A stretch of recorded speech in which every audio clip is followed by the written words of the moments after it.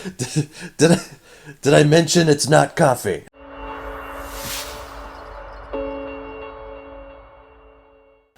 Welcome to Watching the Horizon.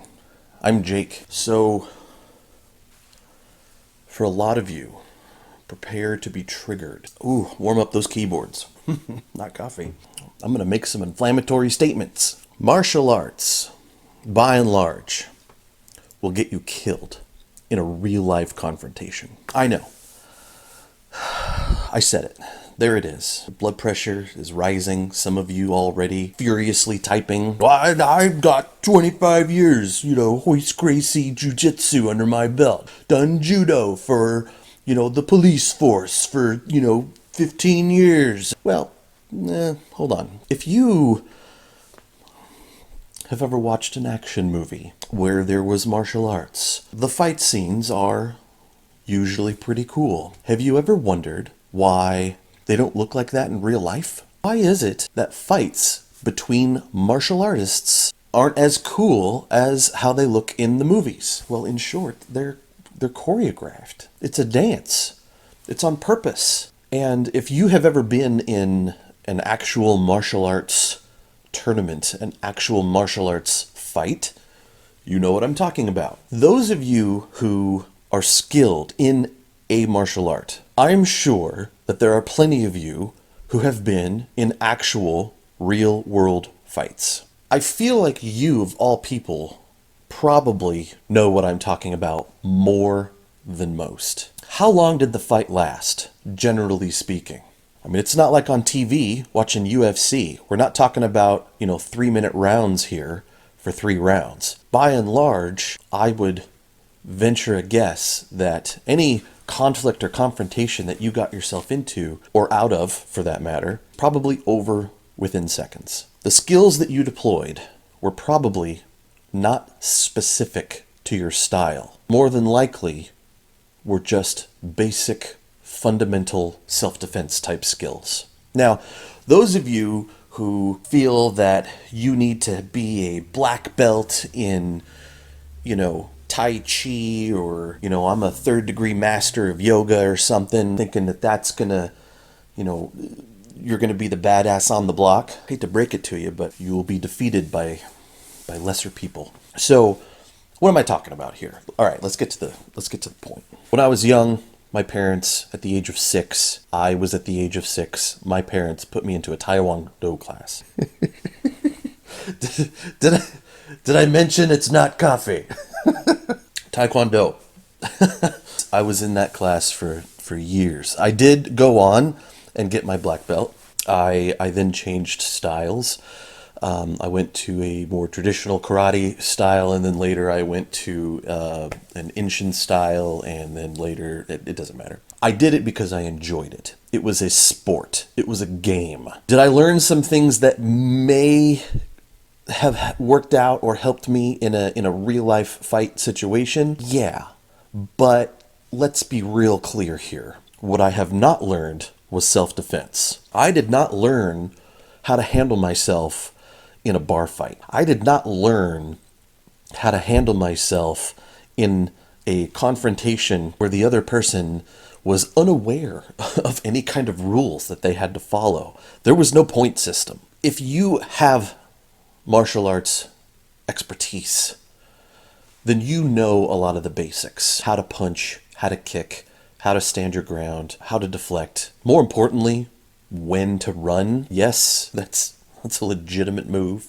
I feel like that because of our media, because of movies, there's this emphasis on tactics. Oh, you just need to be a master of, whatever, fill in the blank. I don't think that's the case at all. I watched other people whom I know had experience lose horribly in an actual fist fight. And that's because you don't know what you're doing. I'm not saying you're not good at your martial art, but that's a game. It's a hobby. It's like baseball. It's like learning baseball for self-defense. Swing a bat, run. Those are good self-defense skills. But if you're banking on you know, going to a jujitsu class. I'm not picking on jujitsu. I already said them before. But, you know, if you're picking, you know, if you're thinking you're going to join a kung fu class or a taekwondo class or a karate or even, you know, an MMA style, and the purpose for which you're joining that class is you're doing it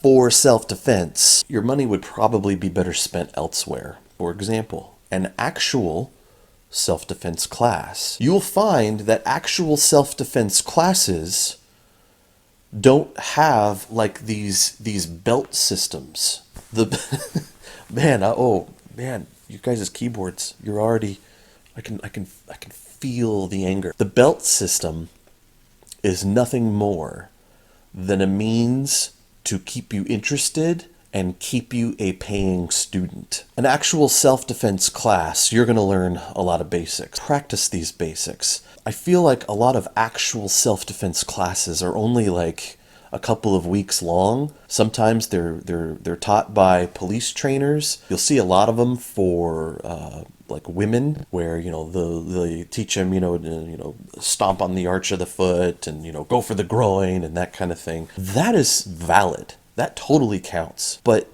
I think where those types of classes fail is the repetition. I wasn't knocking the belt system before. I was just pulling back the curtain for some of you. I actually think a true, honest to goodness self-defense class could benefit from something like that. Not under, some sort of guise of, earning different stripes or, having to memorize a kata. Because you need practice. You need to stay in it. It needs to be to the point where you've got muscle memory, so that it's not like that book you read that one time. It's like talking another language. If you don't often use it, if you don't practice it, you'll lose the ability. Having a class that you go to on a regular basis, I think is very valuable. The actual skills involved for self-defense, they're not overly difficult. I truly believe that everybody can learn them. And you aren't necessarily going to be the strongest. You're not necessarily going to be the fastest. You're not going to, pull any, Mr. Miyagi antics. No crane kicks kind of thing at the last moment to save the day. Ooh, that's not necessary. What is necessary? To get away alive and unhurt. If you have the opportunity, or you're currently taking a class for the purpose of self-defense, I know a lot of you younger kids out there, maybe you're still in school, and I feel like bullying has really changed into something else. Has it?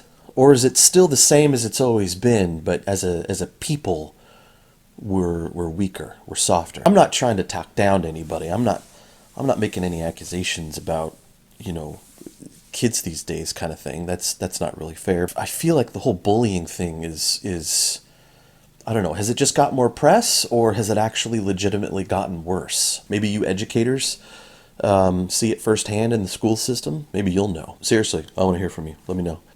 If you're considering joining a martial art because you think that it's going to help defend yourself against a bully, well, first off, good for you for doing something about it. I mean, it's not okay for them to do that, obviously, but you're taking accountability, you're taking responsibility for yourself, and you're trying to change your circumstance. A lot of times, just having the self-confidence, that can sway bullies. If you're counting on, your kung fu or your IP man style tactics to subdue your bully, you're probably in for a painful awakening. They're not going to play by the same rules that you're going to.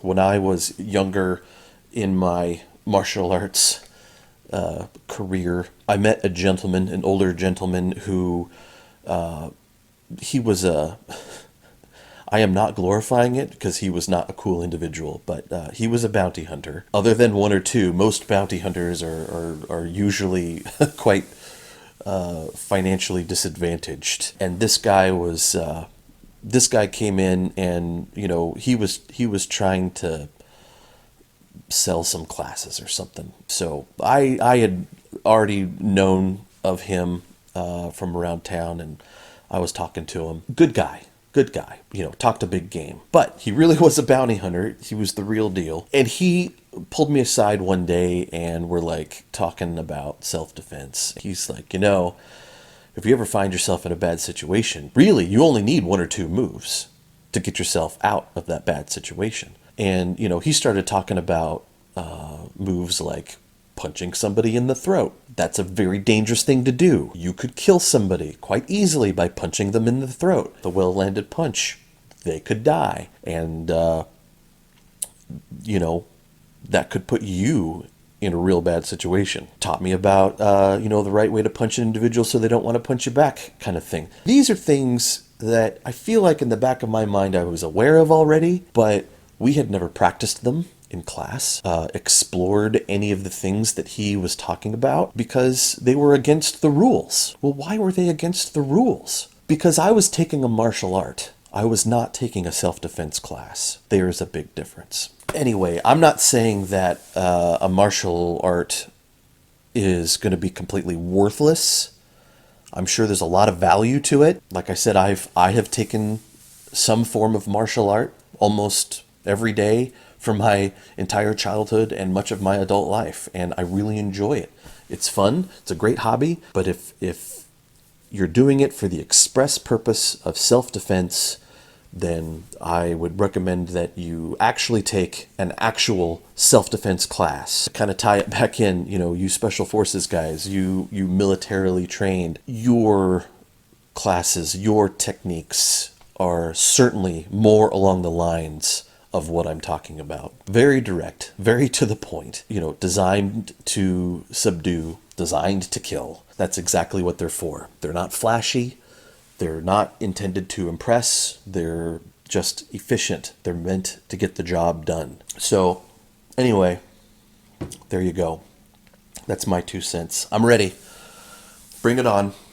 Tell me exactly why you've been doing your martial art for 60 years, and that makes you the biggest badass in town, and how if you ever caught me in a back alley, you'd show me what that means. So anyway, all right. Thanks for watching. I appreciate it. Be sure to keep your eyes open.